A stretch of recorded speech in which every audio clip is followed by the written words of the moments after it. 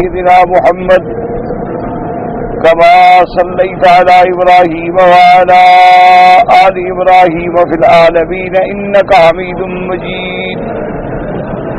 قال الله تبارك وتعالى في كلامه المجيد: أعوذ بالله من الشيطان الرجيم. بسم الله الرحمن الرحيم. وقالوا مهما تأتنا به من آية لتسحرنا بها فما نحن لك بمؤمنين. فأرسلنا عليهم الطوفان والجراد والقمل والضفادع والدم آيات مفصلات فاستكبروا وكانوا قوما مجرمين. ولما وقع عليهم الرجز قالوا يا موسى ادع لنا ربك بما عهد عندك لئن كشفت عنا الرجز لنؤمنن لك ولنرسلن معك بني إسرائيل. فلما كشفنا عنهم الرجز إلى أجل هم بالغوه إذا هم ينكثون. سورۃ الاعراف کی ان آیات مبارکہ میں اللہ تبارک و تعالی نے سیدنا موسیٰ علیہ السلام کا واقعہ بڑی تفصیل سے بیان فرمایا. اسی لیے میں نے عرض کیا تھا کہ ان واقعات کو تفصیل سے بیان کرنے کی سب سے بڑی حکمت یہ تھی کہ سرکار دو عالم صلی اللہ علیہ وسلم کے زمانے میں یہود موجود تھے اور یہود اہل کتاب تھے اور پڑھے لکھے لوگ تھے، کیونکہ مشرکین مکہ جو ہیں وہ تو امیین تھے، نہ ان کے پاس کوئی کتاب آئی. اور سیدنا عیسیٰ علیہ السلام سے لے کر سرکار دو عالم صلی اللہ علیہ وسلم تک 600 سال تک کوئی پیغمبر بھی نہیں آئے، کتاب بھی نہیں آئی. لیکن یہود جو ہیں ان کے پاس تورات تھی، اہل کتاب تھے اور ان میں تعلیم تھی، پڑھے لکھے لوگ تھے، سمجھدار لوگ تھے، ہر بات کو جانتے تھے. یہ علیحدہ بات ہے کہ وہ اناد میں آ کے ضد کر گئے. اللہ تبارک و تعالیٰ نے سرکار دو جہاں صلی اللہ علیہ وسلم پر وحی کے ذریعے موسیٰ علیہ السلام کے قصے کی ایک ایک باریکی ذکر کر، اور یہ سب سے بڑی دلیل تھی صداقت مصطفیٰ صلی اللہ علیہ وسلم کہ سرکار دو جہاں صلی اللہ علیہ وسلم موسیٰ علیہ السلام کی ولادت، فرعون کے گھر میں جانا، پھر والدہ کے پاس واپس آنا، پھر فرعون کے گھر میں جوانی اور شباب کے مراحل کو طے کرنا، پھر آپ کے ہاتھ سے ایک قبطی کا مارا جانا، پھر موسیٰ علیہ السلام کا مصر سے ہجرت فرمانا، پھر ماہ مدین پہ تشریف لانا، پھر حضرت شعیب علیہ السلام کے پاس 10 سال تک ان کے گھر میں رہنا اور بکریاں چرانا، اس کے بعد بیوی کے ساتھ ہجرت کرنا، پھر کوہ طور پہ پہنچنا، نبوت کا یہ ساری تفصیل اتنی باریکی اس سے بیان کی گئی کہ اگر ان کا ضمیر زندہ ہوتا یہودیوں کا تو یہ سب سے بڑی دلیل تھی کہ اللہ کے نبی محمد مصطفیٰ سچے صلی اللہ علیہ وسلم کے نبی تمہارا ہے، پیغمبر تمہارا ہے، کتاب تمہارے پاس ہے، لیکن خبر دینے والے کون ہیں؟ محمد رسول اللہ. اس لیے ہمیشہ یاد رکھیں کہ موسیٰ علیہ السلام اور عیسیٰ علیہ السلام کا قصہ اللہ نے قرآن میں زیادہ تفصیل سے بیان فرمایا ہے کہ ان دونوں پیغمبروں کے ماننے والے سرکار دو عالم کے زمانے میں موجود تھے، اہل کتاب تھے، اہل علم تھے، ان کا مطالعہ تھا اور بڑے بڑے باریک سوال بھی کرتے تھے.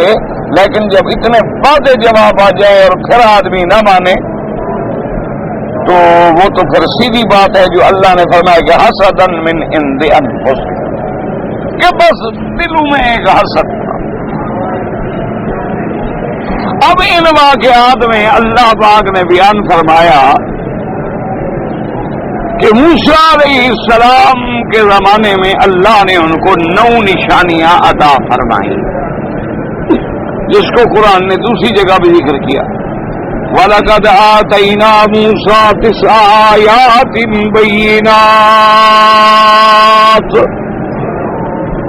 کہ ہم نے موسیٰ علیہ السلام کو 9 نشانیاں عطا فرمائیں، یعنی معجزات عطا فرمائے، جو موسیٰ علیہ السلام کی صداقت کے لیے بہت بڑی دلیل۔ اور یاد رکھیں کہ وہ 9 آیات مبارکہ جو ہیں وہ کیا ہیں، ان میں سے تقریباً 5 آیات کا ذکر تو ان آیات میں ہے جو آج ہم نے اپنے سبق میں پڑھی، 5 یہ ہو گئی، اور 2 آیات کا ذکر اس سے پہلی آیت میں موجود ہے کہ ایک قحط کا پڑنا، اللہ نے فرمایا کہ اخذنا آل فرعون بالسنین، ہم نے قحط میں پکڑ لی، اور دوسرا تھا وَنَقْصٍ مِّنَ الثَّمَرَاتِ، اور ان کے باغات کی بربادی اور تباہی، 7 ہو گئی۔ اور سب سے بڑی نشانیاں 2 تھیں، حضرت موسیٰ علیہ السلام کو اللہ نے عصا عطا فرمایا اور ید بیضاء عطا فرمایا، کہ جب آپ لکڑی ڈالتے تھے تو سام بن گیا، اور ہاتھ کھینچتے تو چاند کی طرح روشن ہو گیا۔ تو یہ 9 نشانیاں ہیں جو اللہ نے پیغمبر کو دے کے بھیجی۔ اب یوں سمجھیں کہ جب مناظرہ ہوا تو وہ سیدنا موسیٰ علیہ السلام نے جادوگروں کے مقابلے پر آپ نے اپنا معجزہ لکڑی کا اللہ کے حکم سے گرایا، اور سانپ بن گیا، اور واضح ہو گیا کہ موسیٰ علیہ السلام سچے ہیں، اور جادوگر جو تھے وہ سجدے میں گر گئے، ایمان لے آئے۔ ان کے ایمان لانے کے بعد اب فرعون نے بڑا ڈرایا، دھمکایا، خوف دلایا، لیکن وہ لوگ ایمان پہ ثابت قدم رہے۔ اتنے بڑے معجزات دیکھنے کے بعد فرعون اور فرعون کی قوم جو ہے قبط، وہ اسی طرح کفر پہ اڑے رہے۔ اب اللہ تبارک و تعالی نے ان پر عذاب نازل فرمایا، اور وہ عذاب عجیب تھے کہ وہ ایک جانب عذاب تھے اور دوسری جانب وہ تصدیق تھی صداقت سیدنا موسیٰ علیہ السلام۔ اللہ نے فرمایا فَأَرْسَلْنَا عَلَيْهِمُ الطُّوفَانَ وَالْجَرَادَ وَالْقُمَّلَ وَالضَّفَادِعَ وَالدَّمَ، اللہ فرماتی ہم نے بھیجا ان پہ طوفان۔ اب مفسرین رحمت اللہ علیہ فرماتی ہیں، بات کہتی ہے کہ بعد ہواؤں کا طوفان، لیکن راجح قول یہ ہے کہ پانی، کیونکہ اللہ تبارک و تعالی نے نوح علیہ السلام کے جس طوفان کا ذکر فرمایا وہاں بھی اس لفظ سے مراد پانی ہے، تو اللہ نے ایک ایسا طوفان بھیجا کہ سارے فصل ہر چیز ختم۔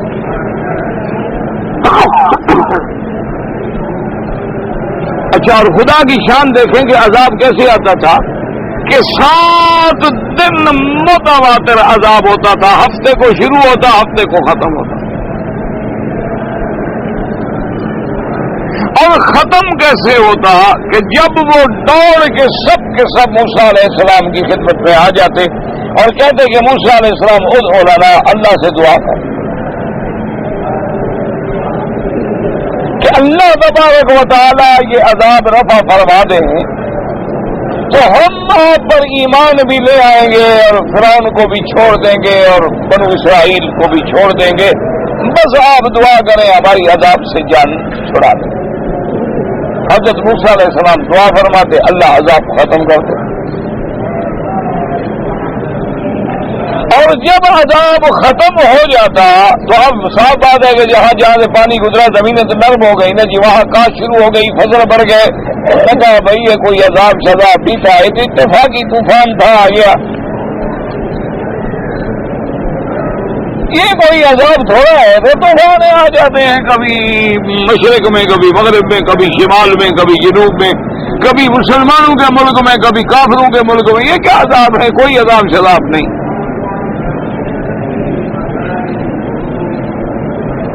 اور دوبارہ وہ اپنے اسی کفر پہ، اسی ضد پہ اکڑ گئے، تو اب اللہ نے 3 ہفتے کی مہلت کے بعد پھر ایک اور عذاب دی. اور عذاب کی وہ قسم کیا تھی؟ فرمایا قرآن نے فَأَرْسَلْنَا عَلَيْهِمُ الطُّوفَانَ وَالْجَرَادَ. جراد کہتے ہیں مکڑی.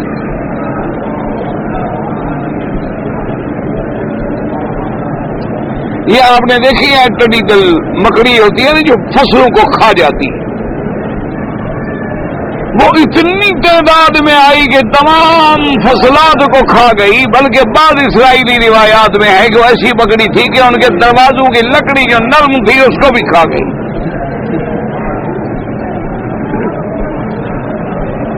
اب برباد ہو گئے. جب پھر بھاگے موسیٰ علیہ السلام مہربانی کریں، اللہ سے دعا مانگیں، اللہ تبارک و تعالی ہمارے حال پہ رحم فرما دے. اب فرعون بھول گیا، باقی سارے خدا بھول گئے،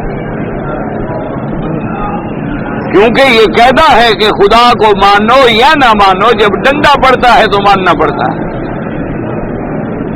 بڑے بڑے سوشلسٹ، بڑے بڑے دہریہ، بڑے بڑے منکرین خدا، بہت بڑے بڑے دین سے بگڑے تگڑے لوگ جب ضرب پڑتی ہے اللہ کے عذاب کا، کوڑا پڑتا ہے نا، مجبور ہو کے بھی زبان سے نکلتا ہے کہ یا اللہ.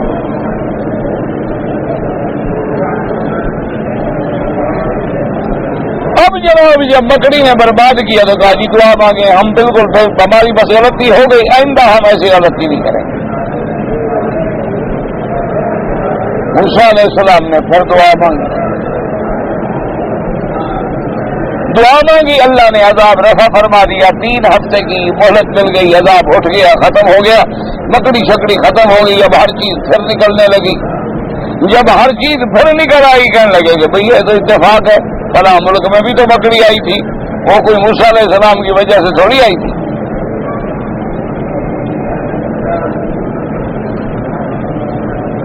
تو وہ اپنے کفر و شرک پہ پھر اسی طرح اڑ گئے. اب اللہ تبارک و تعالیٰ نے ان کے لیے ایک اور عذاب بھیجا. فَأَرْسَلْنَا عَلَيْهِمُ الطُّوفَانَ وَالْجَرَادَ وَالْقُمَّلَ.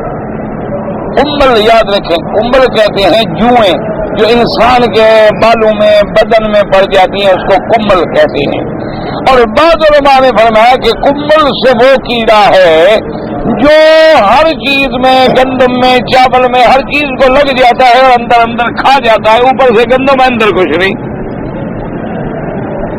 جسے کہتے ہیں گھن، اردو میں کہتے ہیں گھن، عربی میں کہتے ہیں سوس، یا کہتے ہیں کمل. یہ کہتے ہیں جی گندم کو جی گھن لگ گئی ہے، اوپر سے بالکل گندم کا دانہ جو ہے صحیح ہے، اندر سے دیکھو کچھ نہیں. یعنی اگر آپ 10 سیر گندم لے آئیں اور پیسیں تو آٹا 1 سیر بھی نہیں نکلتا. اللہ نے یہ عذاب بھیجا. اور بعض مفسرین نے فرمایا کہ یہ عذاب جو ہے کمل کا معنی ان کے بدن میں بھی، ان کے کھانے میں بھی، ان کے گندم فصلوں میں بھی گھن لگ گئی اور ان کو خود جوئیں لگ گئی، حتیٰ کہ وہ ایسی جوئیں تھی کہ ان کے یہ بال جو تھے یہ بھی کھا گئی.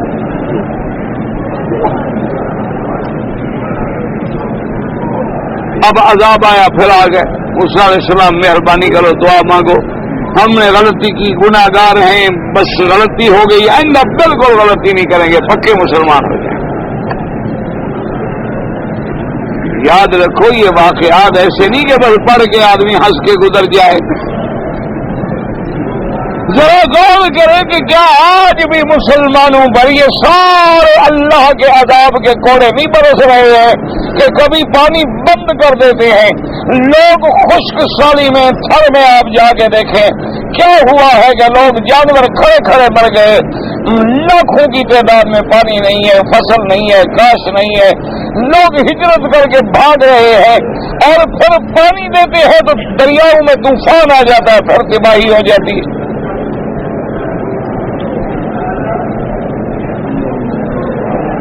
گرمی پڑتی ہے تو جان نکل جاتی ہے، پر سردی پڑتی ہے تو جان نکل جاتی ہے۔ اب ٹھیک ہے کہ اس کو دنیا کے سائنسدان تو یہ کہیں گے کہ جی آوازون میں سوراخ ہو گیا ہے اور موسم بدل گئے۔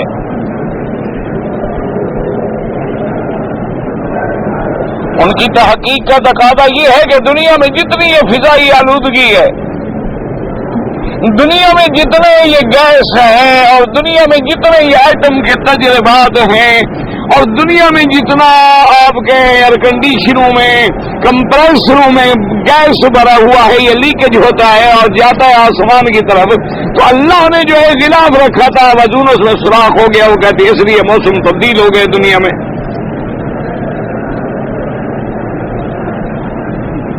ان کی تحقیق تو یہ کہتی ہے کہ آہستہ آہستہ پورے کرۂ ارض پہ گرمی جو ہے وہ بڑھتی چلی جائے گی،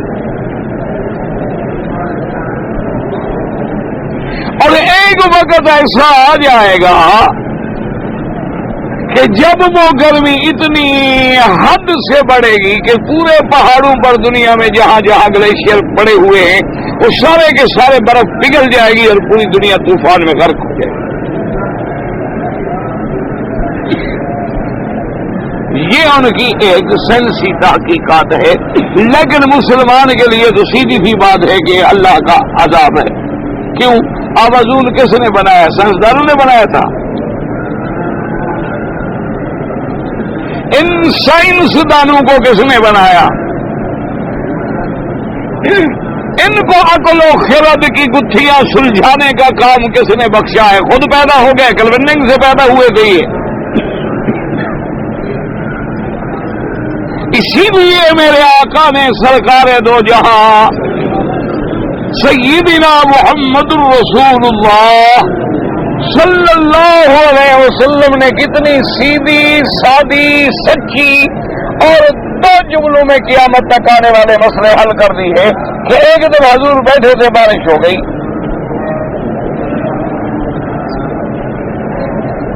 سرکار دو عالم صلی اللہ علیہ وسلم نے فرمایا کہ آج اس بارش کی وجہ سے کتنے لوگ ہیں جن کا ایمان بڑھ گیا ہے، اور کتنے لوگ ہیں جو کفر میں بڑھ گئے ہیں۔ صحابہ حیران ہو گئے، انہوں نے کہا حضور بارش تو ایک ہے،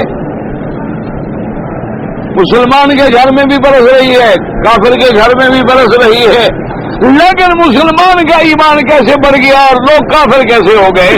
حضور نے فرمایا کہ جن کا یہ عقیدہ ہے کہ مطرنا بنوع کذا فی بکذا، کہ یہ بارش اس لیے برسی ہے کہ آج فلاں ستارہ جو ہے فلاں برج میں چلا گیا، بارش ہو گئی، تو انہوں نے بارش کے گرنے کو ذریعہ بنایا، انواع کو کافر ہو گئے اللہ کے ساتھ۔ اور مسلمانوں کا ایمان کیوں زیادہ ہو گیا؟ انہوں نے کہا مطرنا بفضل اللہ، اللہ تیری رحمت ہے، اللہ تیری رحمت ہے، سقیا رحمت لا سقیا عذاب، اللہم اسقنا سقیا رحمت۔ وہ رحمت اور اللہ کی طرف سے سمجھ رہے ہیں کہ بھی بارش کا کوئی قطرہ بغیر اللہ کے حکم کے نہیں گر سکتا، تو ان کا ایمان بڑھ گیا۔ اسی لیے اب دیکھیں مثال کے طور پر اللہ نے ابراج بنائے ہیں، ہمارا ایمان ہے، برج موجود ہیں، کواکب و نجوم بھی موجود ہیں، اور پھر ان کے لیے اللہ نے مدار اور منازل بھی بنائی ہیں۔ اگر ان میں کوئی تاثیر بھی ہے تو ان کے پیدا کرنے والا کون ہے؟ اللہ ہے۔ تو سیدھی بات کیوں نہیں کرتے ہو کہ سب کچھ اللہ کی طرف سے ہے؟ اسی لیے یاد رکھیں کہ ہم مسلمانوں پر کبھی ایسا کوڑا برستا ہے کہ قحط آ گئی، کبھی خشک سالی آ گئی، کبھی طوفان آ گئے، کبھی دشمن مسلط ہو گیا، اس نے آگے مسلمانوں کو قتل کر دیا۔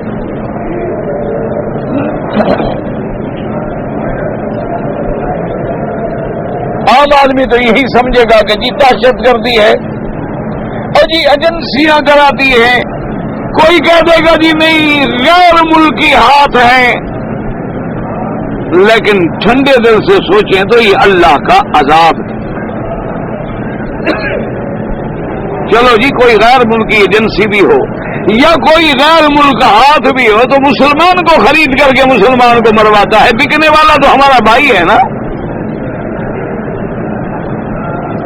اصل کیا ہے کہ حدیث مبارک میں موجود ہے، حضور پاک نے فرمایا کہ جب تم لوگوں میں سود بڑھ جائے گا، جب لوگوں میں گانے بجانے کا رواج عام ہو جائے گا، جب لوگوں میں بے حیائی عریانی فحاشی رواج پکڑ جائے گی، اللہ تم بعض کو بعض پہ مسلط کر کے تمہاری گردنیں کٹوا دیں گے۔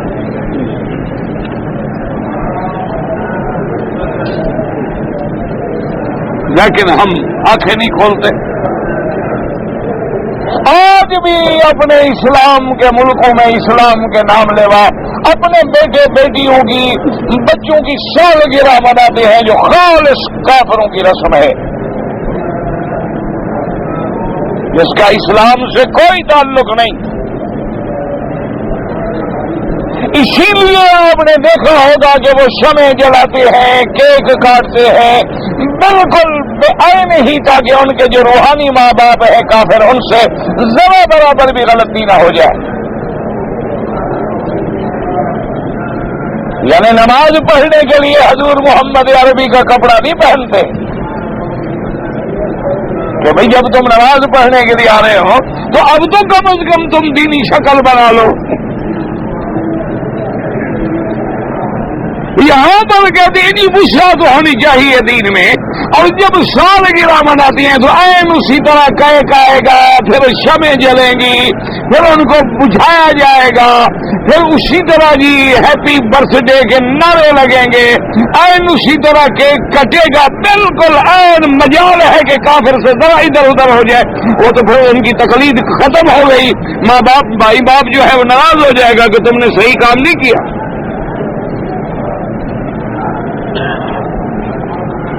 دیکھ لیں کہ جو نیو ایئر مناتے ہیں آپ کا جب نیا سال لگنے والا ہو تو 12 بجے رات کو کیا طوفان بدتمیزی ہوتا ہے۔ آپ دیکھ رہے ہیں، ایمان سے کہیے کافروں کی رسم ہے یا مسلمانوں کی رسم ہے؟ اب تو مسلمان ماشاءاللہ کرسمس پہ بھی باقاعدہ کارڈ بھیجتے ہیں، اور پھر اس کا جواب یہ دیتے ہو جی کیا کریں، آخر ان لوگوں سے ہمارا بزنس کا تعلق ہے، تجارتی تعلقات ہیں، اور پھر کیا فرق پڑتا ہے مولوی صاحب، ہم کوئی کرسمس کے قائل تو نہیں ہو گئے ہیں، انہوں نے تو تمہیں کبھی رمضان المبارک کے چاند دیکھنے پہ کارڈ نہیں بھیجا، انہوں نے تو کبھی تمہیں رمضان کی عید پہ چاند پہ کارڈ نہیں بھیجا، نہ عید الضحیٰ پہ کارڈ بھیجا ہے، انہوں نے تو تمہیں اتنی بڑے حج کی جیسی عظیم سعادت کو سر انجام دینے پہ کارڈ کبھی نہیں بھیجا، تم اتنی گر گئے ہو کہ اسلامی شاعر سب کے سب مٹا ڈالو۔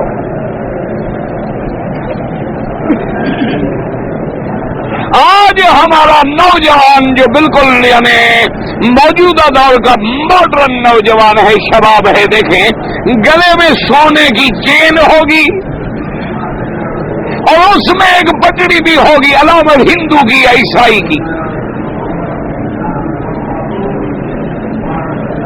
اور باقاعدہ ہر وہ رسم جو ہندو، یعنی مجھے ایک بات بھی بتا رہا تھا کہ ایک مسلمان فوت ہو گیا، جنازہ تیار ہو گیا، اس کا 5 سال کا بچہ تھا، وہ ہر 2 منٹ کے بعد دوڑ کے آئے اور کہے کہ بھئی وہ ڈیڈی کو آگ لگانی ہے، لکڑیاں کہاں ہیں؟ کیونکہ وہ فلموں میں دیکھتا ہے کہ ڈیڈی کو جلایا جاتا ہے، اس کے دماغ میں تو وہی بات ہے، وہ تو نہیں جانتا جنازہ کیا ہوتا۔ اسی لیے آپ دیکھ لیں کہ کہیں قحط کا عذاب ہے، کہیں طوفانوں کا عذاب ہے، کہیں امنی کا عذاب ہے کہ مسلمان اپنے گھر میں سویا ہوا بھی مطمئن نہیں، پتہ نہیں کون رات کو آ جائے اور گن پوائنٹ پہ سب کچھ لوٹ کے چلا جائے۔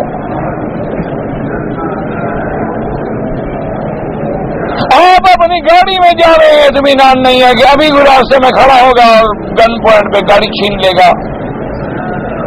آپ کا بچہ بچی سکول جا رہی ہیں تو ماں باپ کا دل لٹکے ہوئے ہیں کہ خدا جانے سکول پہنچ بھی گئے کہ نہیں۔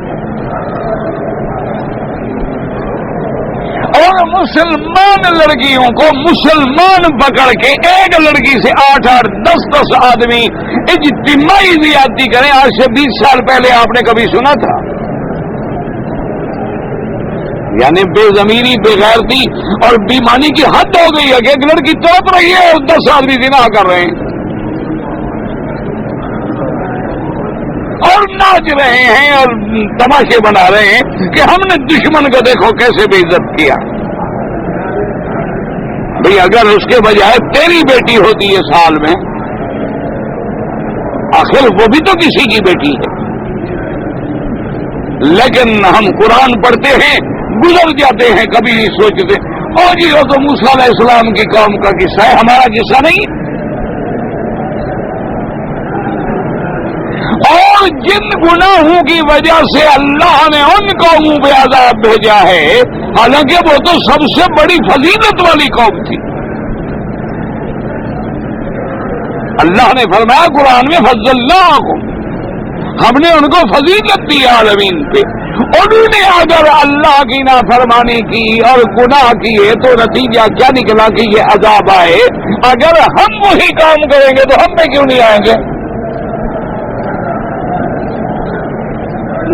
اس لیے قرآن بار بار کہتا ہے کہ میرا ولی محمد مصطفیٰ صلی اللہ علیہ وسلم کہ آپ اپنی امت کو بتا دیں کہ پھر ہمارا بھی ایک قاعدہ ہے وَلَن تَجِدَ لِسُنَّتِ اللَّهِ تَبْدِيلًا، اگر تیری امت نے بھی ایسی حرکتیں کی تو پھر ہم بھی اپنے عذاب والے جوہر آزما لیں گے۔ اس لیے فَأَرْسَلْنَا عَلَيْهِمُ الطُّوفَانَ وَالْجَرَادَ وَالْقُمَّلَ وَالضَّفَادِعَ وَالدَّمَ۔ اب کمبل کے بعد ایک اور عذاب آیا، اللہ نے بھیج دیے مینڈک۔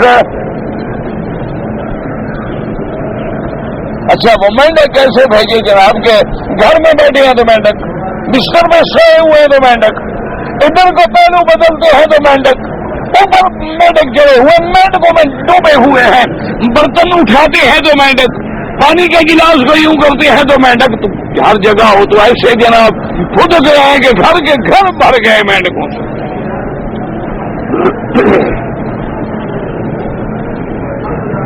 اور دیکھتے جائیں آج بھی دنیا میں مینڈک باقاعدہ شو پیسوں میں رکھے جاتے ہیں، وہ عذاب کے نمونے۔ اللہ کے غضب کو دعوت دینے کے لیے ربڑ کے بنا کے بچوں کو کھلونے دیے جاتے ہیں، انہی کھلونوں سے کھیلے ہیں جو اللہ کے عذاب کی شکل تھی۔ اب پھر آ گئے کہ موسیٰ علیہ السلام مہربانی کرو۔ جب عذاب پڑتا ہے نا جی، اب ہمارے یہاں بھی یہی ہوتا ہے نا کہ جب عذاب بہت زیادہ ہو جاتا ہے کہ مولوی صاحب مہربانی کرو، کوئی اذانیں شروع کرو، بارش ہی نہیں آتی جی نماز استسقاء پڑھو،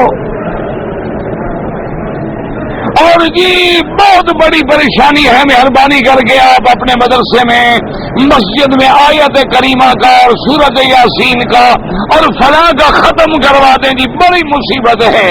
پھر یہی حال ہوتا ہے ہر قوم، ان کا بھی یہی حال کہ جب عذاب آ گئے یا موسیٰ ادع لنا ربک، کہ موسیٰ علیہ السلام مہربانی کرو اپنے رب سے دعا کرو، اور اگر اللہ نے یہ عذاب کھول دیا، عذاب رفع ہو گیا تو ہم ایمان لے آئیں گے۔ خدا کی شان دیکھیں، ان کا ظلم دیکھیں، پیغمبروں کی شفقت دیکھیں کہ نبی پھر بھی دعا کے لیے تیار ہے۔ اس سے سبق ملتا ہے کہ عالم، اولیاء اللہ، اللہ کے دین کی دعوت دینے والے کبھی مایوس نہ ہوں. اگر امتیں اور قومیں نافرمانی کی آخری حد پہ بھی پہنچ جائیں تم اللہ سے پکارتے رہو. اس لیے میرے آقا سرکار دو عالم سیدنا محمد الرسول اللہ جب طائف سے واپس آئے پاؤں زخم سے بھرے ہوئے ہیں, جوتے مبارک خون سے بھرے ہوئے ہیں, بدن چور چور ہو چکا ہے. صحابی کہتے ہیں دعا کریں اللہ ان کو برباد کر دیں, لیکن حضور دعا مانگتے ہیں اللہم اہد قومی فإنہم لا یعلمون. میرا اللہ میری قوم کو ہدایت دے دے, یہ نہیں جانتے. صحابی حیران ہے, کہتے یا رسول اللہ آپ تو دعا کریں. فرمایا میں کیسے بد دعا کروں, مجھے امید ہے کہ اللہ ان کی نسلوں میں ان کے خاندانوں میں کوئی بندے ایسے پیدا کر دے گا جو اسلام کے لیے کام آئیں گے. اس لیے علماء کو مایوس نہیں ہونا چاہیے. اس لیے دین کی دعوت دینے والوں کو کبھی مایوس نہیں ہونا چاہیے, دین کے کام کرنے والوں کو کبھی مایوس نہیں ہونا چاہیے.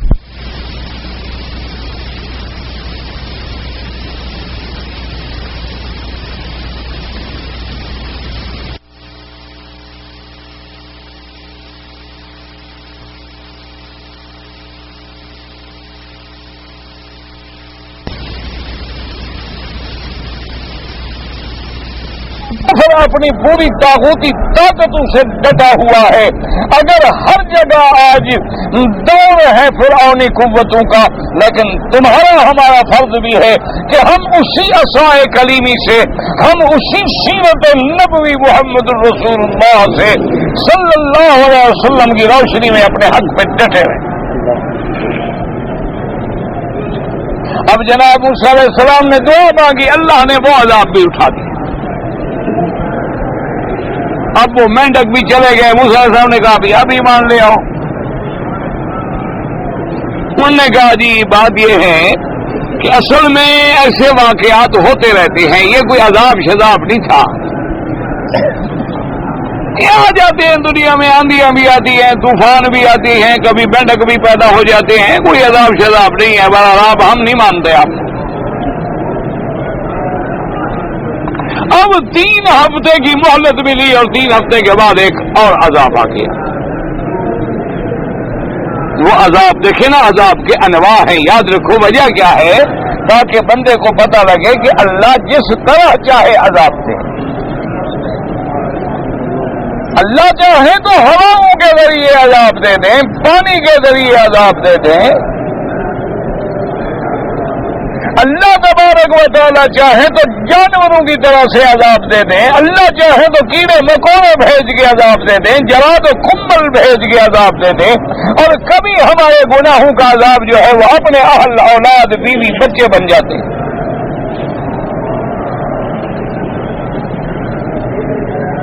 کہ بیوی نافرمان ہو گئی, اولاد نافرمان ہو گئی, بیٹیاں نافرمان ہو گئی, گھر میں نافرمانی اور بے حیائی کا دورہ ہو گیا. اس سے بڑا عذاب کیا ہو سکتا ہے کہ باپ بیٹھا ہوا ہے اور بیٹے بات نہیں مانتے. اس سے بڑا عذاب کیا ہو سکتا ہے. یقین کریں, ابھی میں چند دن ہوئے واپس آیا سفر سے, میرے بعض دوست جو تھے بہت ماشاءاللہ اللہ نے ان پہ کرم کیا ہے, دولت ہے, گاڑیاں ہیں, گھر ہیں, یعنی بڑے بڑے جو دنیا کا آسائش ہو سکتی ہے میسر ہیں. جب میں اکیلا اس دوست کے پاس بیٹھا تو میں نے کہا بھائی حال حوال سناؤ, چلو آج. اور ہم بھی تو مسافر ہوتے ہیں نا, 8 دن کے جلسہ یا سفر یا جلسہ یا سفر, بس ہمیں بھی تو آرام ملتا نہیں. تقریر ختم ہو گئی تو گاڑی تیار ہے, چلو. کیونکہ پتہ ہے اگر بیٹھ گئے کھانا کھایا 4 گھنٹے اور گئے, پھر سفر کیسے کریں گے, اور دن ہو گیا تو ٹریفک کے مسائل پیدا ہو جائیں گے, رات کو نکل جائیں بہتر ہے. تو باہر میں بیٹھے تو میں نے کہا کیا حال ہے, تو ماشاء اللہ بھائی تمہارا کرم. وہ بالکل آنسو بہانے پہ آ گیا، رونے لگ گیا. میں نے کہا خیر کیا ہو گیا بھائی تمہیں؟ ماشاءاللہ کوئی کاروبار. میں نے کہتے ہیں مکی صاحب کاروبار تو میرا اتنا بڑھ گیا ہے آپ سوچ ہی نہیں سکتے، میں سمجھ ہی نہیں سکتا کہ کتنا پیسہ میرا جو ہے بینکوں میں پڑا ہوا ہے. کاروبار کو آگ لگائیں. یہ سب کچھ کمانے کے باوجود جب میری نوجوان 20 سال کی لڑکی اپنے بڑے فرینڈ کے ساتھ آ کے مجھے کہتی ہے ڈیڈی رات ذرا میں دیر سے آؤں گی، میں یار کے ساتھ جا رہی ہوں.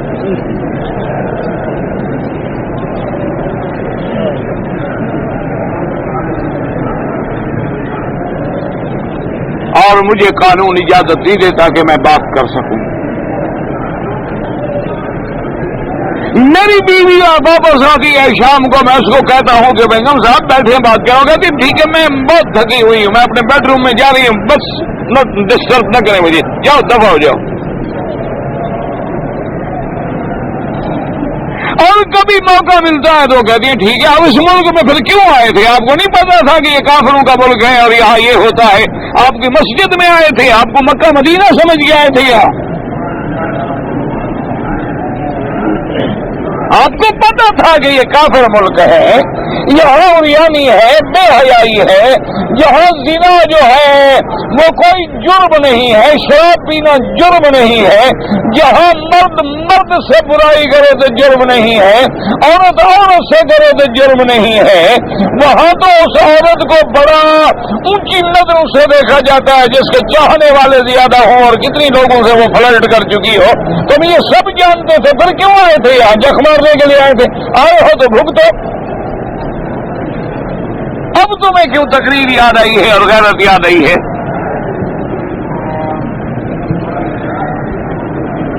وہ کہتا ہے کہ جی جب یہ حال ہو جائے تو میں اس دولت کو آگ لگاؤں یا میں ان بچوں کو لے کے اب اگر کسی بہانے سے اپنے ملک میں بھی لوٹ جاؤں تو یہ وہاں ایک دن بھی گزاریں گے، یا ان کو جا کے میں کیا دکھلاؤں گا کہ یہی بچے ہیں جو میں لے آیا ہوں؟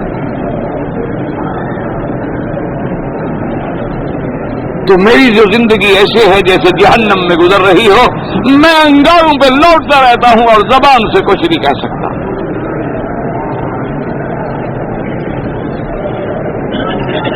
خیر پھر میں نے اس کو بتایا، میں نے کہا ایسی بات نہیں ہے، اسلام نے ہر بات کا حل نکالا ہے، تم نے اسلام کو اچھی طرح سمجھا نہیں ہے.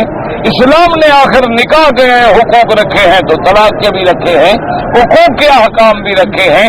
اولاد فرما بردار ہو تو احکام ہے، نہ فرمان ہو تو احکام ہے. اسلام میں سب کچھ ہے.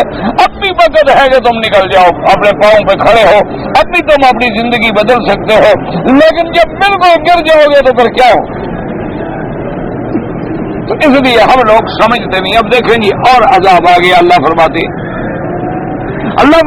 وَأَرْسَلْنَا عَلَيْهِمُ الطُّوفَانَ وَالْجَرَادَ وَالْقُمَّلَ وَالضَّفَادِعَ وَالدَّمَ،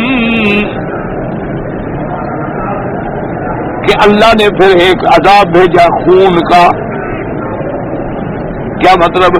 کہ جب وہ کنویں سے پانی نکالتے تو ڈول خون کے بھرے ہوئے آتے، مٹکے میں پانی رکھتے نکالتے تو خون بن جاتا، گلاس میں پانی لیتے تو خون بن جاتا. اللہ تبارک و تعالیٰ کے عذاب ہیں. اللہ کبھی پانی کو بھی بدل دیتے ہیں. اب آپ دیکھیں مسلمان ملکوں میں کیا عالم ہے، جہاں آنکھیں بند کر کے غور کرو ہر جگہ مسلمان کا خون بہ رہا. یعنی اگر کافروں کا کتا بھی مر جائے تو ان کو غیرت ہے، اور مسلمان مر جائے تو کوئی غیرت نہیں. کل مجھے ایک بہت بڑا ذمہ دار افسر جو ایک بہت بڑے اعلیٰ عہدے پہ فائز ہیں مجھے بتا رہے تھے، کہنے لگے کہ میں آپ کے اپنے ملک کی بات بتا رہا ہوں. کہنے لگا کہ میں وہاں گیا تو میں تھک پر سستا یہ سفر تھا نا پہاڑوں کا، تو میں سستانے کے لیے ایسے درخت سے ٹیک لگا کے بیٹھ گیا تو ایک عورت جو ہے ایک بندے کو منت کر رہی تھی کہ مجھے 1 مہینے کا راشن دے دو، اتنا چاول، اتنا آٹا، اتنا کھانا، اتنا چائے کی پتی، اور میری نوجوان لڑکی لے جاؤ.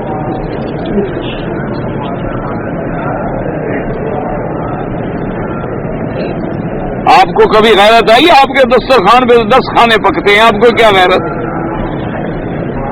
آپ تو جناب شام کو ماشاءاللہ 20 ریال کی سگریٹ پھونک دیتے ہیں، آپ کو کیا غیرت؟ آپ تو گاڑی کے بغیر بیٹھ نہیں سکتے، اے سی کے بغیر آپ رات نہیں گزار سکتے، آپ کو کیا کوئی بیچتا ہے غریب اپنی لڑکیاں تو بیچتا رہے۔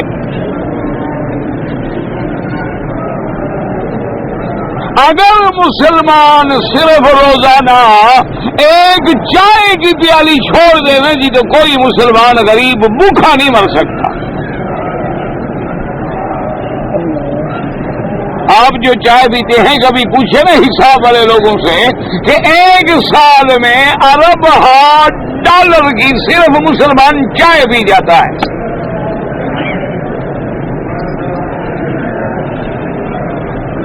آپ کے علاقوں میں جب یہ نئے نئے دکانیں کھلی نا جی اپنا برگر وغیرہ کی، جو 500 روپے 400 روپے 600 روپے کا برگر ہے، وہاں گاڑیوں کی لائنیں لگی ہوئی ہیں، ماشاءاللہ نمبر نہیں ملتا۔ یہ مسلمان ہے۔ ایک طرف غربت کا یہ عالم ہے کہ لوگ خودکشی کر رہے ہیں، زندہ اپنے اوپر پیٹرول ڈال کے اپنے آپ کو جلا دیتے ہیں، اور دوسری طرف جو ہے پتنگ اڑانے پر موسم میں بسنت میں پتنگ اڑانے پہ کروڑوں روپے تباہ ہو جاتے ہیں۔ ان کو آپ مسلمان سمجھتے ہیں؟ سوال ہی پیدا نہیں ہوتا۔ اسی لیے قرآن کہتا ہے أَرَأَيْتَ الَّذِي يُكَذِّبُ بِالدِّينِ فَذَلِكَ الَّذِي يَدْعُ الْيَتِيمَ وَلَا يَحُضُّ عَلَى طَعَامِ الْمِسْكِينِ۔ اللہ نے فرمایا دیکھا جو منکر ہے یوم جزا کے، یوم قیامت کے، جن کے دل میں اتنی درد بھی نہیں، جو یتیموں کو دھکے دیتے ہیں اور کسی مسکین کے لیے ان کا دل نہیں تڑپتا، یہ منکر ہے قیامت کے۔ اگر قیامت کے منکر نہ ہوتے تو غریبوں پہ ایسا ظلم نہ کرتے، اور قیامت کا منکر ہونا جو ہے وہ کفر کی علامت ہے۔ اس لیے اللہ نے عذاب بھیجا۔ اللہ فرماتے فَأَرْسَلْنَا عَلَيْهِمُ الطُّوفَانَ، پہلا عذاب طوفان، وَالْجَرَادَ وَالْقُمَّلَ وَالضَّفَادِعَ وَالدَّمَ۔ اب آخری عذاب جو ہے وہ خون آ گیا، اور مفسرین نے لکھا ہے کہ عجیب عالم ہے کہ جتنے قبطیوں کے گھر ہیں ان میں تو خون ہے، لیکن بنو اسرائیل کے گھر میں پانی پانی ہے، کوئی عذاب نہیں۔ لیکن اللہ فرماتا ہے کہ اتنے عذاب کے باوجود ان کا حال کیا تھا؟ فرمایا فاستكبروا وكانوا قوما مجرمين۔ وہ اسی طرح اپنے کبر میں اڑے رہے، ضد میں اڑے رہے، اس لیے کہ وہ تھے مجرم تھے، کافر تھے، ظالم تھے، کہ عذاب دیکھنے کے بعد بھی تبدیلی نہیں آئی۔ ہاں وقتی تبدیلی آتی تھی۔ وَلَمَّا وَقَعَ عَلَيْهِمُ الرِّجْزُ، جب ان پہ کوئی عذاب آیا، قَالُوا يَا مُوسَىٰ ادْعُ لَنَا رَبَّكَ بِمَا عَهِدَ عِندَكَ، آ کے کہتے موسیٰ علیہ السلام مہربانی کرو اپنے رب سے پکارو، دعا مانگو جو اللہ نے تمہارے ساتھ تمہیں مرتبہ تمہیں اعزاز بخشا ہے اس کی وجہ سے دعا مانگے۔ اور لئن کشفت عنا الرجز لنؤمنن لك ولنرسلن معك بنی اسرائیل، اور اگر تیری دعاؤں سے عذاب کھل گیا، اگر تو نے ہم سے اس عذاب کو کھول دیا، ہم وعدہ کرتے ہیں لنؤمنن لک، ہم ایمان لائیں گے، وَلَنُرْسِلَنَّ مَعَكَ بَنِي إِسْرَائِيلَ، اور ہم بنو اسرائیل کو بھی چھوڑ دیں گے کہ جائیں جہاں جانا چاہتے ہیں تمہارے ساتھ۔ اللہ فرماتے فَلَمَّا كشفنا عنهم الرجز إلى أجل هم بالغوه إذا هم ينكثون۔ اللہ فرماتے ہیں جب ہم نے عذاب اپنا کھول دیا ایک وقت مقرر جس پہ ان کو پہنچنا ہے، لیکن جو عذاب کھلا تو انہوں نے عہد کو توڑ ڈالا جو عہد کیا تھا موسیٰ علیہ السلام سے، اسی طرح پھر کفر پہ ڈٹ گئے، انکار پہ ڈٹ گئے، نافرمانی پہ ڈٹ گئے، اور انجام کیا ہوگا انشاءاللہ آگے جا کے پڑھیں گے۔ پھر آخری عذاب آئے گا جو بہا کے لے جائے گا۔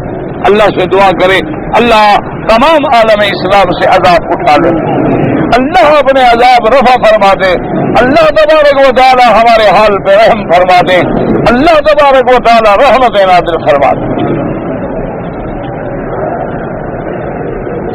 کہتا ہے جی کہ جس چیونٹی نے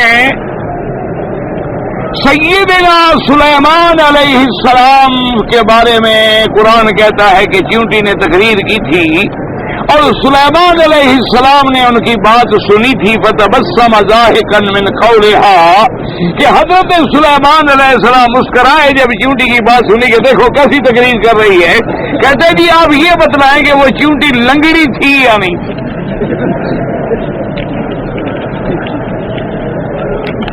میں ملا تھا اس چیونٹی کو کیا، اور اگر میں ملا بھی ہوتا تو میں کوئی ڈاکٹر تھا دیکھتا کہ ٹانگ ٹھیک ہے یا نہیں ہے، کوئی عقل کی بات۔ یہ آن وہی واقعہ ہے کہ سیدنا عبداللہ ابن عمر رضی اللہ عنہما اسی مسجد الحرام میں اسی کعبۃ اللہ کے سائے میں بیٹھے تھے کہ ایک آدمی آیا، اس نے آ کے مسئلہ پوچھا۔ اس نے کہا کہ جی میں نے احرام باندھا ہوا تھا اور اتفاق سے ایک مچھر آگے بیٹھ گیا، میں نے کیوں جو مارا تو مچھر مر گیا، اس کا خون میرے احرام کی چادر پہ بھی لگا، میرے بدن پہ بھی لگ گیا، تو اب میرے لیے کیا کفارہ ہے، کیا حکم ہے؟ میں تو احرام میں تھا۔ تو حضرت عبداللہ ابن عمر نے فرمایا، آپ نے فرمایا کہ پہلے تم یہ بتاؤ مسئلہ پوچھنے والے تم کہاں کے رہنے والے ہو؟ اس نے کہا جی میں کوفے کا رہنے والا ہوں۔ کوفہ جانتے ہیں نا، بصرہ کوفہ۔ حضرت عبداللہ ابن عمر نے اپنے ساتھیوں سے کہا کہ اس کو پکڑ لو اور جا کے اللہ کے گھر سے مسجد الحرام سے نکال کے باہر نکال دو اس کو۔ یہ کتنے ظالم لوگ ہیں، حضرت حسین کا خون پی گئے اور مچھر کے خون کا مسئلہ پوچھتے ہیں۔ فرمایا یہ کوفے والے کتنے ظالم لوگ ہیں کہ سیدنا حسین رضی اللہ تعالیٰ عنہ کا خون بغیر ڈکار لیے ہضم کر گئے ہیں، اور آج ان کو اتنی نیکی آ گئی ہے کہ مچھر کا خون کا مسئلہ پوچھنے آ گیا ہے۔ اللہ کے بندے مجھے کیا پتا لگڑی تھی، اندھی تھی، کانی تھی۔ جب قرآن نے ذکر نہیں کیا، قالت نملۃ یا ایھا النمل ادخلوا مساکنکم لا یحطمنکم سلیمان وجنودہ وہم لا یشعرون۔ جب اللہ کا قرآن سیدنا سلیمان کا واقعہ بیان فرما رہا ہے، قرآن نے فرمایا نملہ، قرآن نے فرمایا النمل، قرآن نے فرمایا سلیمان نے سنا۔ قرآن نے جب نہیں بتلایا کہ وہ چیونٹی اندھی تھی، لنگڑی تھی، تو میں کہاں سے آپ کو بتلا دوں؟ اللہ کے قرآن کے بغیر کوئی ذریعہ معلومات ہے نہیں۔ اور ایسے سوالات پوچھنے کا مجھے سمجھ نہیں آئی کہ تمہیں کیا تکلیف ہے۔ اگر بیوی حیض کی وجہ سے کمرے میں ہے، جب وہ پاک ہو جائے گی تو نیت کرنے کے بھئی 1000 دفعہ مسئلہ سمجھایا ہے کہ اگر عورت اپنے ملک سے نیت کر کے آئی ہے، اب اور نیت کی ضرورت نہیں ہے، وہ احرام کی حالت میں ہے، جب پاک ہو جائے غسل کرے، طواف کرے، صفا مروا دوڑے، مسجد عائشہ کیوں جائے گی؟ وہ احرام کی نیت اس نے پہلے سے کی ہوئی ہے۔ یہ تو اگر اس نے مزید کوئی عمرہ کرنا ہو، لوگ یہ سمجھتے ہیں کہ عورت نے کپڑے کھول دیا، وہ رومال کھول دیا، وہ غسل کرے گی تو کپڑے بدل لاکھ بدلتی رہے، کوئی فرق نہیں پڑتا۔ مرد نے بھی اگر احرام باندھا ہوا ہے اور غسل کرنے تو چاہتے ہیں اتار کے ہی غسل کرے گا، کوئی منع نہیں۔ مسئلہ تو یہ ہے کہ وہ خوشبو نہ لگائے، ناخن نہ کاٹے، غسل کے بعد احتیاط سے بالوں کا خیال رکھے، ایسے کنگھی اور برش نہ مارے کہ بال کٹنے گرنے شروع ہو جائیں، کیونکہ وہ احرام میں ہے۔ اور میاں بیوی بھی بے تکلفی کے ساتھ رات کو نہ لیٹیں، کیونکہ عورت احرام میں ہے۔ احرام کپڑے کا نام نہیں، اس نیت کا نام ہے جو نیت کی تھی اس نے، اور جو اس نے لبیک اللہم لبیک پڑھا تھا بس احرام ہو گیا، جب تک عمرہ پورا نہ کرے وہ احرام میں ہے۔ باقی اگر کمرے کے باہر آ کے وہ فون کرے تو اس کوئی بات نہیں، ضروری بات کرنی ہے کرے، پردہ قائم رکھو۔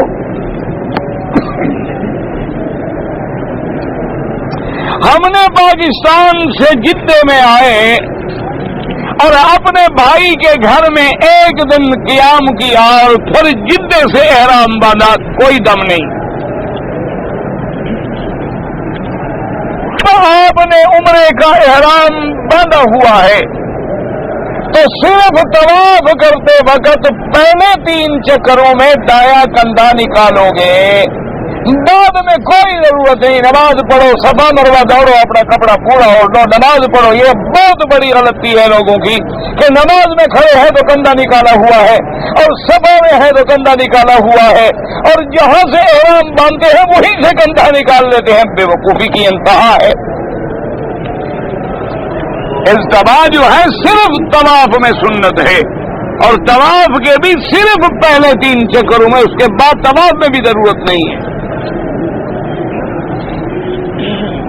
ان کے زمانے میں بازار عکاظ تھا، تاریخ مکہ لے لیں، اس میں پوری علامتیں اور نشانیاں اور ذرا ذرا لکھا ہوا ہے کہ عکاظ کہاں ہے، فلاں بازار کہاں تھا، فلاں یہ تاریخی معاملات ہیں، آپ تاریخ مکہ کتاب لے کے پڑھ لیں۔ اب لوگ کہتے ہیں کہ قرآنی ارشادات میں اور سائنس کے علوم میں تضاد ہے۔ یاد رکھو، سائنس کے علوم غلط ہو سکتے ہیں لیکن قرآن کبھی غلط نہیں ہو سکتا۔ باقی اللہ کے قرآن نے کبھی منع نہیں کیا کہ تم سائنس کے علوم حاصل نہ کرو، بلکہ قرآن تو تمہیں دعوت دیتا ہے۔ افلم ينظروا الى السماء افلا ينظرون الى الابل افلا يتدبرون القرآن ام على قلوب اقفالها۔ قرآن تمہیں دعوت دیتا ہے کہ سیدنا ابراہیم نے فلما جن علیہ اللیل رأى کوكبا قال هذا ربی۔ قرآن تمہیں دعوت دیتا ہے کہ کل فی فلک یسبحون۔ قرآن دعوت دیتا ہے کہ ہم نے مدنی پاک کو معراج کیوں کرایا، لنریہ من آیاتنا انہ هو السمیع البصیر سنریہم آیاتنا فی الآفاق۔ قرآن تو دعوت دیتا ہے، لیکن یاد رکھیں کہ اگر کسی جگہ سائنس قرآن کے قاعدے سے ٹکرائے تو سائنس غلط ہو سکتی ہے، وہ بندے کی سوچ ہے، اللہ کا فرمان کبھی غلط نہیں ہو سکتا۔ لیکن اب جو سائنس ترقی کرتی جاتی ہے، اللہ کے قرآن کے دعوے اور زیادہ سچے ہو کے سامنے آ رہے ہیں۔ جی بندے نے نعوذ باللہ اپنی ساس سے زنا کیا ہے، ایسے جیسے والدہ سے زنا کیا۔ ساس اور والدہ میں کوئی فرق نہیں۔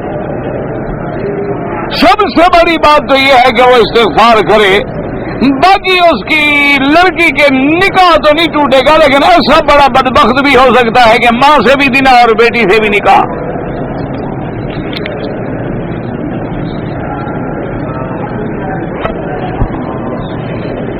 اللہ کے پیغمبر اپنی قبر مبارک میں زندہ ہیں، تمام اللہ کے نبی زندہ ہیں، تمام اللہ کے پیغمبر اور شہید زندہ ہیں۔ اللہ نے قرآن میں فرما دیا ہے کہ وَلَا تَقُولُوا لِمَن يُقْتَلُ فِي سَبِيلِ اللَّهِ أَمْوَاتٌ، اللہ کے راستے میں شہید ہونے والوں کو مردہ نہ کہو، اور شہید کا درجہ نبی سے کم ہوتا ہے، نبی سے زیادہ نہیں ہوتا، کیونکہ شہید اگر کلمہ نہ پڑھے نبی کا تو شہید بھی نہیں بن سکتا، لہذا مقام نبی تو اور بلند ہے اور 1000 کروڑ درجہ بلند ہے۔ اس لیے اگر آپ قرآن پہ نظر ڈالیں، اللہ فرماتا ہے اولئک مع الذین انعم اللہ علیہم من النبیین والصدیقین والشہداء۔ شہداء کا تو 3 نمبر پہ ذکر ہے۔ اگر 3rd کلاس کا مسافر آرام سے رہتا ہو اور 1st کلاس کا تکلیف میں ہو تو یہ انصاف ہے؟ یہ کون سا انصاف ہے دنیا میں کہ آپ ٹرین میں سفر کریں تھرڈ کی آپ نے ٹکٹ لی ہے، آپ کو تو پانی بھی ملے، آپ کو تو بہت بہترین باتھ روم بھی ملے، آپ کو تو گدے والی سیٹیں بھی ملے، اور جو فرسٹ کلاس کی ٹکٹ خریدے اندر پھٹے میں بیٹھا رہے، یہ کیا بات ہے؟ اللہ کے پیغمبر جو ہیں وہ تمام کے تمام زندہ ہوتے ہیں، اسی لیے اللہ کے قرآن میں بھی دلائل موجود ہے اور احادیث میں بھی، لیکن ایک بات یاد رکھیں کہ یہ عالم دنیا ہے وہ عالم برزخ ہے، اس کے بعد جو ہے وہ عالم آخرت ہے۔ ہر عالم کے احکام الگ ہیں، ہر عالم کے فرائض احکام الگ ہیں۔ اب دنیا میں کوئی زندہ ہے تو 5 نمازیں فرض ہے، لیکن قبر میں تو فرض نہیں ہے۔ اسی طرح اب اگر کسی کو حضور کی زیارت ہو جائے تو صحابی تو نہیں بن جائے گا، کیونکہ احکام حیات دنیا الگ ہیں اور احکام عالم برزخ الگ ہیں۔ اسی طرح احکام آخرت جو ہیں، یہاں تو آپ 4 شادی سے زیادہ نہیں کر سکتے، وہاں اللہ ہے کہ 70 بیویاں دیں گے، تو وہ آخرت کے احکام الگ ہیں۔ اس لیے سب کو ملا نہ دیا کرو اور نہ حد سے بڑھ جایا کرو، نہ بے ادبی میں اور نہ محبت میں کہ آدمی شرک تک پہنچ جائے۔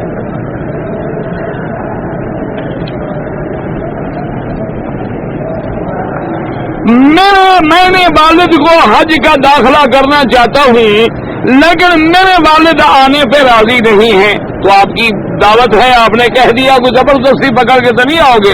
اللہ نے لبیک ان کے مقدر میں لکھا ہوگا تو تیاری کریں گے نا۔ اگر اللہ نے لبیک ہی نہیں لکھا ہے تو تم لاکھ داخلے کرتے رہو، ان کو مکہ نصیب نہیں ہو سکتا۔ تمہاری ایک محبت ہے، ورنہ تمہاری کوئی ذمہ داری نہیں کہ تم داخلہ کرو۔ اگر اللہ نے ان کو امیر بنایا ہے، ان پہ حج فرض ہے۔ یہ بیٹے کی شرافت ہے کہ باپ کو پیسے بھیج کے حج کرائے، لیکن باپ نہیں کرنا چاہتا، تمہارا کوئی گناہ نہیں، اور تمہیں کہتے ہیں چھٹی لے کے جاؤ تو تم اپنے باپ کا کہنا مانو۔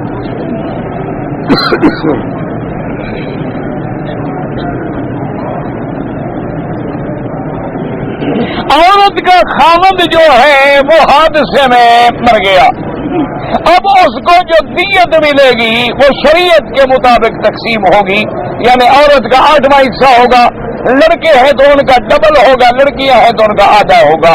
تو آپ کسی مدرسے میں جا کر لکھ دیں کہ فلاں بندہ مر گیا ہے، بیوی چھوڑی ہے، بچیاں چھوڑی ہے، لڑکوں آپ کو حصے نکال کے دے دیں گے، اس بیوی کو اتنا حصہ ملے گا جو شریعت دے گی۔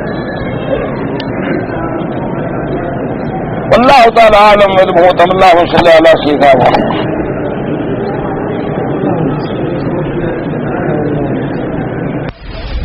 اب سنت مؤکدہ، غیر مؤکدہ، واجب، یہ تقسیم جو ہے دراصل ائمہ کرام نے کی ہے، ورنہ حضور پاک کے زمانے میں یا فرض یا سنت، لیکن ائمہ فقہا نے پھر یہ دیکھا کہ بھئی ایک سنت تو ایسی ہے کہ حضور نے کسی حال میں بھی نہیں چھوڑی، جیسے حضور پاک نے 2 رکعت نماز سنت جو ہے فجر سے پہلے آپ سفر میں بھی نہیں چھوڑتے تھے، اتنی محبوب تھی حضور کو، آپ نے فرمایا کہ اگر اللہ مجھے ساری دنیا اور ساری دنیا میں جو کچھ ہے مجھے دے دے گا، لیکن یہ 2 رکعتیں جو اس سے بھی زیادہ آپ سے، تو اس لیے انہوں نے کہا بھی یہ تو ہے سنت مؤکدہ تاکید والی کہ جس کو پدری پاک نے کبھی چھوڑا نہیں۔ اچھا، بعض سنتیں ایسی ہیں، مثلا عصر سے پہلے کبھی حضور پاک نے پڑھ لی، کبھی نہیں پڑھی، عشاء سے پہلے کبھی حضور پاک نے پڑھ لی اور کبھی حضور پاک نے نہیں پڑھی، تو یہ سنت تو ہو گئی کہ حضور نے پڑھی ہے،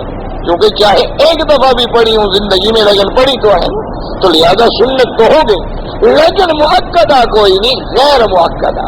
تو اس لیے ائمہ فقہا نے فرما دیا کہ فجر کی نماز سے 2 سنتیں پہلے، ظہر کی نماز سے 4 سنتیں پہلے اور 2 بعد میں، اسی طرح مغرب کی نماز کے بعد کی 2 سنتیں اور عشاء کے بعد کی 2 سنتیں یہ مؤکدہ ہے، اور باقی عشاء سے 4 سنتیں پہلے یا عصر سے 4 سنتیں پہلے یا اسی طریقے سے مغرب کے 2 سنتوں کے بعد اور کوئی، تو یہ سب جو ہے غیر مؤکدہ ہے۔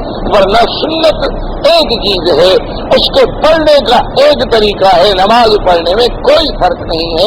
جیسے سنت مؤکدہ پڑھو گے اسی طرح سنت غیر مؤکدہ پڑھو گے، اسی طرح نفل پڑھو گے، نماز پڑھنے میں کوئی فرق نہیں ہوتا۔ یہ تو صرف ہمیں سمجھانے کے لیے بتلا دیا گیا تاکہ ہمارے ذہنوں میں یہ بات بیٹھ سکے۔ اچھا، اسی طرح ایک آدمی ہے، اس پر دم کے بجائے یعنی ایک بکری جرمانے کی دم دینی ہے، لیکن وہ بیچارے کے پاس پیسے نہیں ہیں تو روزے ہیں، تو وہ روزے کہاں رکھے؟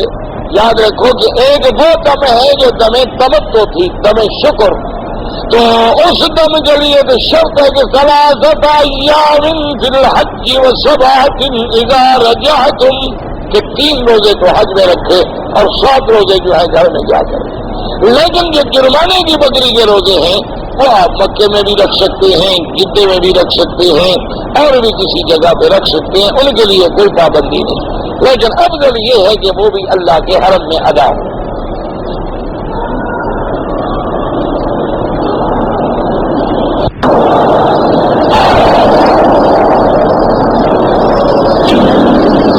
کہتا جی کہ ہم ایک آدمی کے پاس کام کرتے ہیں، جب اذان ہوتی ہے تو وہ روٹی کھانے لگ جاتے ہیں، اور اگر ہم روٹی کھانے بیٹھتے ہیں تو 2 رکعتیں نماز چلی جاتی ہے، تو تم روٹی کو چھوڑ دو اور نماز پڑھو۔ روٹی اللہ تبارک و تعالیٰ دے دیں گے، اللہ تبارک و تعالیٰ کے صبر کریں، کیونکہ یہ ضرور ایک تو ہے نا کہ اتفاقاً آدمی بھوکا تھا، روٹی آ گئی تو حکم ہے پہلے روٹی کھاؤ بعد میں نماز پڑھو، کیونکہ قاعدہ ہے۔